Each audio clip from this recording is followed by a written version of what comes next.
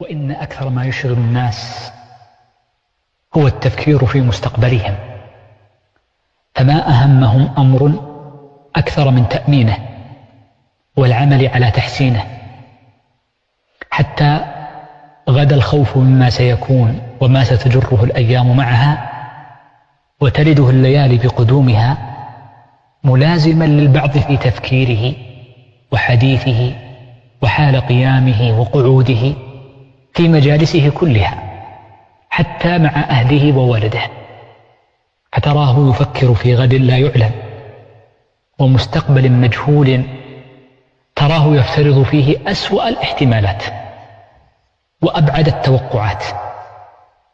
يفكر في كل شيء سيء، يفكر في غلاء المعيشة وما سيكون عليه الحال بعد سنوات، بل وربما تجده ينشغل بحال أبنائه بعده وما يدري ما سيكون عليه أمرهم، يفكر في طلاق بناته وكيف أنهن سيتأيمن بعد أزواجهن وهن بعد لم يتزوج، بل إني أعلم أن رجلا يفكر في أبنائه وهو لم يتزوج بعد.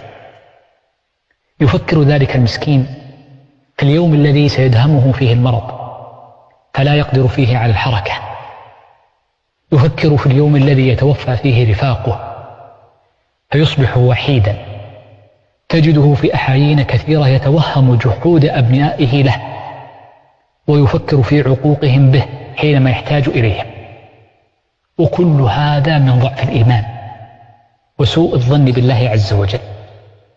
وقد سمى الله عز وجل هذا الخوف من المستقبل جاهلية، يقول الله سبحانه وتعالى: وطائفة قد أهمتهم أنفسهم يظنون بالله غير الحق ظن الجاهلية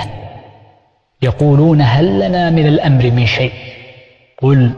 إن الأمر كله لله سبحانه وتعالى.